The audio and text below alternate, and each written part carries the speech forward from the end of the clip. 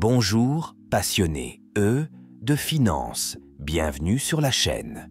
Aujourd'hui, nous plongeons dans le monde intéressant de la dette. Un voyage qui va défier vos perceptions et vous équiper de stratégies intelligentes pour transformer la dette en un puissant atout. Dans cette vidéo, nous mettrons en lumière l'importance de comprendre et de gérer la dette, démystifier les perceptions négatives et explorer l'optimisation fiscale. Vous apprendrez à distinguer la bonne dette de la mauvaise dette et nous révélerons la règle du 30% qui change la donne, une façon incroyable de tirer profit de la dette. Mais avant de commencer, appuyez sur le bouton d'abonnement et rejoignez notre communauté pour vous assurer de ne jamais manquer nos dernières vidéos qui regorgent d'aperçus précieux et de conseils pratiques pour vous aider à améliorer votre jeu financier. D'accord, pour tirer profit de la dette, vous devez d'abord savoir ce qu'est la dette et comment la gérer. Alors maintenant, commençons par explorer l'importance de comprendre la dette et de la gérer. Je sais ce que vous pourriez penser. La dette? Vraiment? Ça ressemble à quelque chose dont je ne veux pas m'occuper. Ai-je raison? Mais croyez-moi quand je dis qu'à la fin de cette vidéo, vous aurez une toute autre vision de la dette et de la façon dont elle pourrait potentiellement jouer en votre faveur. Vous voyez, la dette a souvent une mauvaise réputation. Elle est souvent associée au stress, aux soucis financiers et aux nuits blanches. Et soyons honnêtes, personne ne veut être submergé par la dette. Cependant, il est important de comprendre que toutes les dettes ne se valent pas. Il y a de bonnes dettes et de mauvaises dettes. Et c'est le type de dette positive qui peut vraiment changer la donne pour votre avenir financier. Mais voici le truc. Comprendre et contrôler la dette sont importants.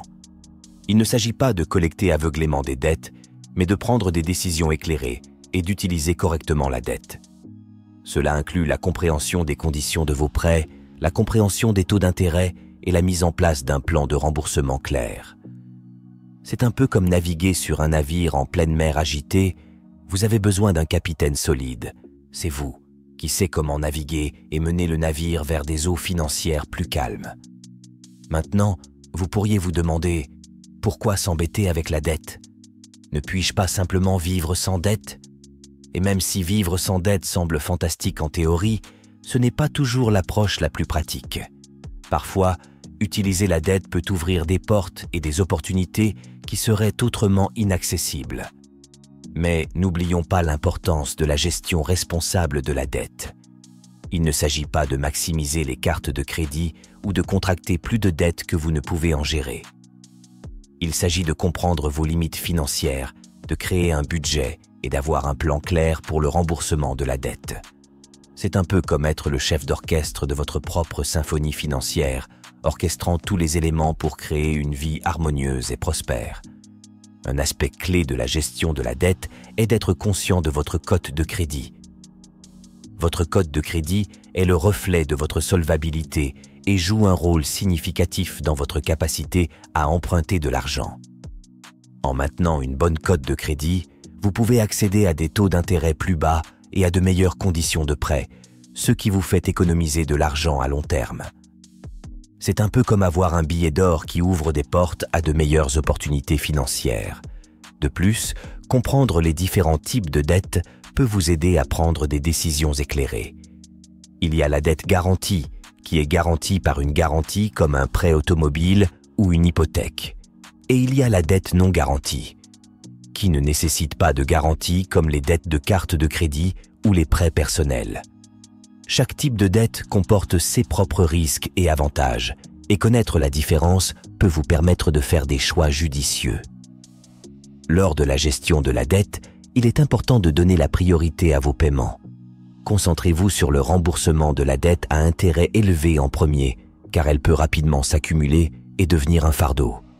En vous attaquant à la dette à intérêt élevé, vous pouvez économiser de l'argent sur les paiements d'intérêt et rediriger ces fonds vers d'autres objectifs financiers. Maintenant, avant de voir comment tirer profit de la dette avec des stratégies intelligentes, démystifions la perception négative entourant la dette. Très bien, parlons d'un des plus grands mythes entourant les finances personnelles, la perception négative de la dette. La dette a acquis une mauvaise réputation au fil des ans, évoquant souvent des images de détresse financière et de paiement d'intérêts sans fin.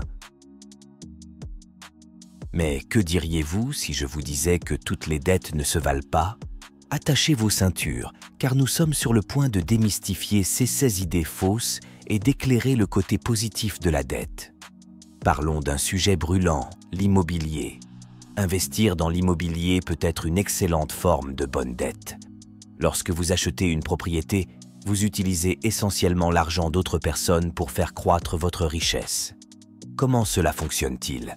Eh bien, en sécurisant un prêt hypothécaire et en achetant une propriété, vous utilisez l'argent de la banque pour acquérir un actif qui a le potentiel d'apprécier en valeur au fil du temps. De plus, si vous choisissez de louer la propriété, vous pouvez générer un revenu passif qui non seulement couvre vos paiements hypothécaires, mais vous laisse également avec de l'argent supplémentaire dans votre poche. Maintenant, je tiens à préciser une chose. Je ne prône pas l'emprunt irresponsable ou ne vous encourage pas à vous endetter sans réflexion. La dette doit toujours être abordée avec prudence et un plan solide en place. Mais lorsqu'elle est utilisée de manière stratégique, la bonne dette peut ouvrir des portes et vous propulser vers vos objectifs financiers. Donc, la prochaine fois que quelqu'un vous dira que toute dette est mauvaise, vous pourrez démentir ce mythe avec confiance. La dette peut être un tremplin vers le succès financier si vous l'abordez avec connaissance, discipline et une vision claire de ce que vous voulez accomplir. Rappelez-vous, il ne s'agit pas d'éviter complètement la dette, mais de l'utiliser judicieusement pour exploiter des opportunités et créer une vie d'abondance financière. Changeons donc la narration autour de la dette et embrassons le pouvoir positif qu'elle détient dans nos parcours financiers. En parlant de comment tirer profit de la dette avec des stratégies intelligentes, explorons une tactique peu connue qui peut optimiser vos impôts et vous mettre plus d'argent dans la poche. Les impôts. Le mot lui-même peut faire transpirer même les individus les plus experts en finance. Mais ne vous inquiétez pas, mes amis, nous sommes sur le point d'entreprendre un voyage qui vous permettra de garder plus de votre argent durement gagné en optimisant vos impôts. Imaginez ceci, vous travaillez sans relâche, passant de longues heures et donnant tout ce que vous avez pour gagner votre vie. Mais lorsque la saison fiscale arrive, on dirait qu'une partie de vos gains disparaît comme par magie. Eh bien, il est temps de prendre le contrôle de votre situation fiscale et de découvrir l'art de l'optimisation fiscale. Alors, qu'est-ce que l'optimisation fiscale exactement? En termes simples, c'est l'approche stratégique de la gestion de vos finances de manière à minimiser votre responsabilité fiscale. Il s'agit de jouer selon les règles et d'utiliser des moyens légaux pour vous assurer de ne pas payer un sou de plus que nécessaire. Une des premières étapes de l'optimisation fiscale consiste à comprendre les implications fiscales des différents types de dettes. Vous voyez, certaines dettes peuvent réellement jouer en votre faveur en matière d'impôts. Prenons par exemple les paiements d'intérêts hypothécaires. Si vous avez une hypothèque sur votre maison, les intérêts que vous payez sur ce prêt peuvent être déductibles d'impôts. En exploitant cette déduction, vous pouvez réduire votre revenu imposable et économiser potentiellement une somme importante d'argent. Mais ça ne s'arrête pas là. Les véhicules d'investissement fiscalement efficaces peuvent également changer la donne. Envisagez de contribuer à des comptes de retraite comme les fours 101, PsyCheese ou les IRA. Ces comptes offrent souvent des avantages fiscaux, tels que la croissance différée de l'impôt ou même des retraits exempts d'impôts dans certains CA. En maximisant vos contributions à ces comptes, vous pouvez réduire votre revenu imposable et bénéficier d'économies d'impôts potentielles à la fois maintenant et à l'avenir.